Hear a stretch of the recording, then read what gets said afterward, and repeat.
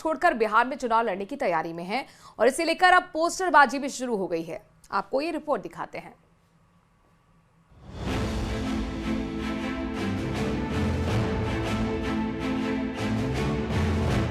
चिराग पासवान चुनाव लड़ें और किसी आरक्षित सीट से नहीं बल्कि एक सामान्य सीट से चुनाव लड़ें, ये फैसला लिया गया एलजेपी रामविलास की कार्यकारिणी की बैठक में। पार्टी के प्रदेश अध्यक्ष अरुण भारती ने एक पोस्ट में लिखा और कहा कि कार्यकर्ताओं की ये भावना है कि चिराग एक सामान्य सीट से चुनाव लड़ें, ताकि ये संदेश जाए कि वे अब सिर्फ एक वर्ग नहीं, पूरे बिहार का नेतृत्व करने को तैयार हैं। आपने यह भी कहा है सर कि हम चुनाव जनरल सीट से लड़ेंगे। आपकी पार्टी ने यह भी फैसला किया है कि आप जनरल सीट से चुनाव लड़ेंगे। ये प्रस्ताव आया है पार्टी की तरफ से। इस ऐलान के बाद एलजेपी-आरवी की तरफ से पोस्टर भी जारी कर दिया गया। पटना में चिराग के समर्थन में कई पोस्टर लगाए गए हैं, जिसमें चिराग से शेखपुरा सीट से चुनाव लड़ने की अपील की गई है। चिराग की पार्टी की इस भावना को बीजेपी ने उनका आपसी मामला बताया है। सभी दल को अपना अपना अधिकार है कि वो अपने सीट का उपयोग जिस तरह से भी करना चाहे कर सकते हैं। तो जेडीयू ने भी चिराग से चुनाव लड़ने के फैसले का स्वागत किया। साथ ही ये भी दोहरा दिया कि नेतृत्व तो मुख्यमंत्री नीतीश कुमार ही करेंगे। यहाँ तो चिराग पासवान जी ने स्पष्ट रूप से कहा है कि माननीय नीतीश कुमार जी के नेतृत्व में चुनाव होगा और माननीय नीतीश कुमार जी राज्य के मुख्यमंत्री रहेंगे। 25 से 30 फिर से नीतीश। तो चिराग ने भी इस बात को साफ कर दिया कि मुख्यमंत्री पद को लेकर कहीं कोई भ्रम नहीं है।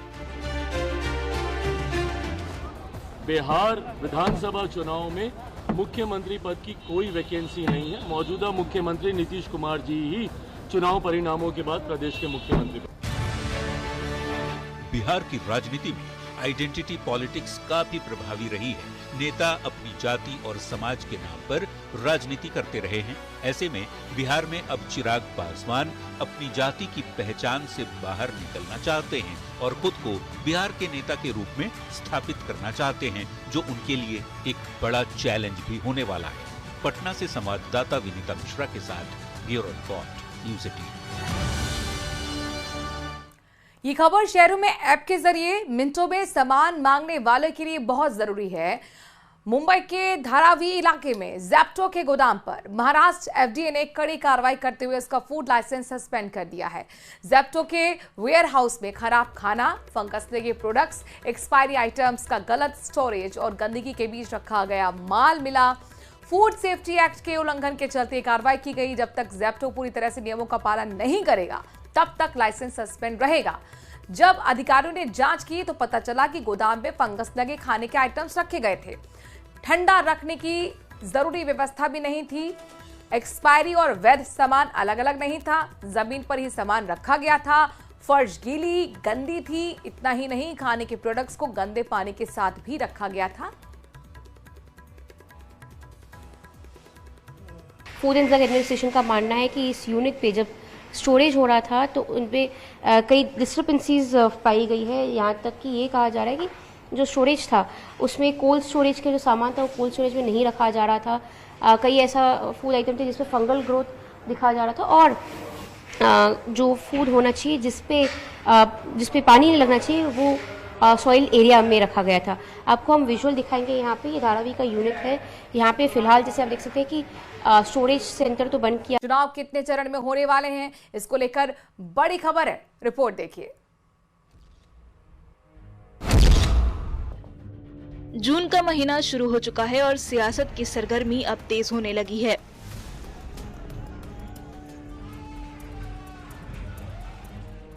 अब से महज 5 महीने बाद राज्य की तकदीर फिर से जनता के हाथों लिखी जानी है।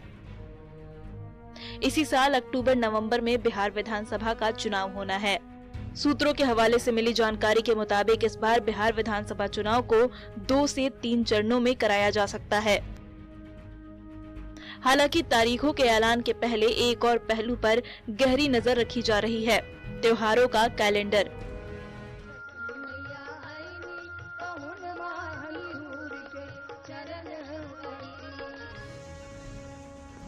अक्टूबर में दिवाली और छठ जैसे बड़े पर्व हैं।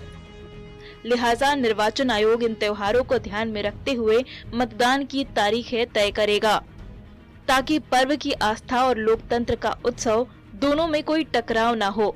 राज्य में चल रही चुनाव की तैयारियों का जायजा लेने के लिए मुख्य निर्वाचन आयुक्त ज्ञानेश कुमार जल्द ही बिहार दौरा भी करेंगे। इस खबर के आने के बाद राजनीतिक दल भी हरकत में आ गए हैं।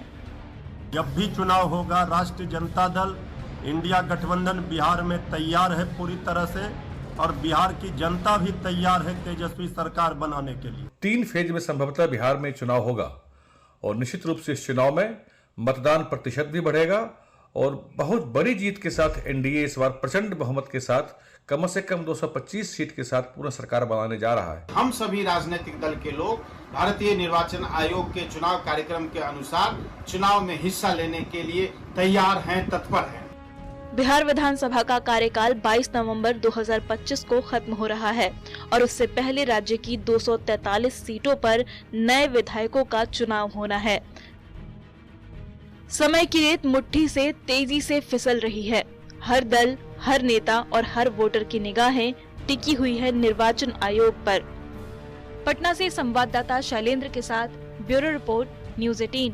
ये बड़ी खबर आपको बता रहे हैं, सुप्रीम कोर्ट में चल रहे केस में एसएलपी वापस लेगी सरकार। सरकार के स्तर पर हो चुका निर्णय। शिक्षा सचिव ने ये कहा 20,000 टीचर प्रमोट होकर बनेंगे सीनियर टीचर। प्रमोशन के बाद खाली हुए पदों पर फिर भर्ती होगी। तो बड़ी खबर इस वक्त आपको बता रहे हैं, शिक्षा विभाग में 21,000 पदों पर भर्तियां प्रक्रिया। शिक्षा सचिव और प्रक्रियाधीन भर्तियों में 50% पद और जुड़ सकेंगे। 2 साल में सरकार शिक्षा विभाग के सभी पद भरेगी। शिक्षा सचिव की तरफ से ये कहा गया। बड़ी खबर आपको बता रहे हैं, शिक्षा सचिव कृष्ण कुणाल ने ये अहम जानकारी दी है। शिक्षा विभाग से जुड़ी हुई ये बड़ी खबर आपको बता रहे हैं, टीचर ग्रेड 3 की पदोन्नति प्रक्रिया जल्द शुरू हो जाएगी। सुप्रीम कोर्ट में चल रहे केस में एसएलपी जो है वापस सरकार लेगी। और ज्यादा जानकारी के लिए संवाददाता हितेंद्र हमारे साथ जुड़ चुके हैं। हितेंद्र, 20,000 टीचर प्रमोट होकर के अब सीनियर टीचर बनेंगे, क्या कुछ जानकारी? जी, इस बारे में जो शिक्षा सचिव हैं कृष्ण कुणाल, उन्होंने ये जानकारी दी थी। उन्होंने कहा कि जो 3rd ग्रेड शिक्षकों के जो पद हैं, पिछले 5 साल से इनकी डीपीसी नहीं हुई है। पिछले 5 साल से जो है इनकी पदोन्नति की जो प्रक्रिया है, जो प्रमोशन का जो सिस्टम है, वो ठप पड़ा हुआ था। लेकिन अब इसमें जो है फिर से पदोन्नति की प्रक्रिया ये शुरू करेंगे। इसके बाद जो 20,000 शिक्षक जो है वो सीनियर टीचर के ग्रेड में आ जाएंगे, सीनियर टीचर बन जाएंगे। 3rd ग्रेड की बजाय 2nd ग्रेड और उस तरह से जो है सीनियर टीचर बन जाएंगे। तो 20,000 जो पद हैं वो रिक्त हो जाएंगे, वो खाली हो जाएंगे।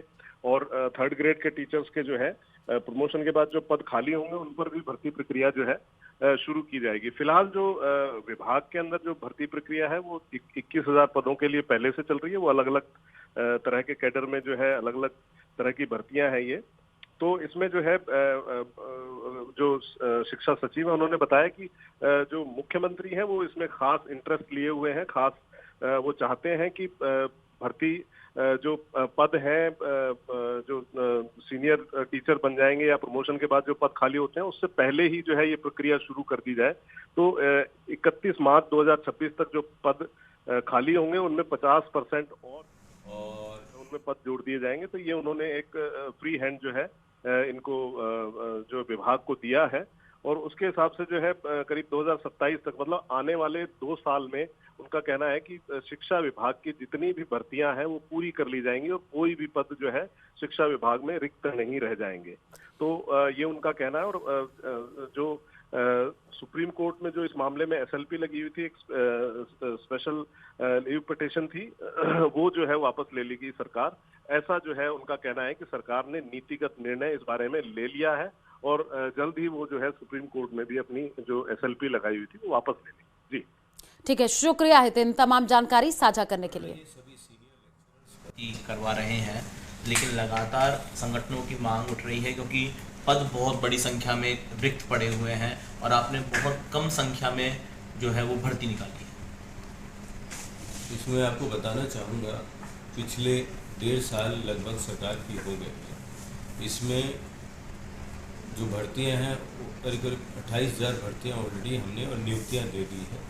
21,000 की भर्तियां ऑलरेडी इन प्रोसेस है और जो पाइपलाइन में है जिसकी हम मांग कर रहे हैं, तो इसमें माननीय मुख्यमंत्री जी ने बड़ी हमें मदद की कि जो ऑनगोइंग भर्तियां हैं सबको आगे से आगे 31/3/26 का वैकेंसी लेकर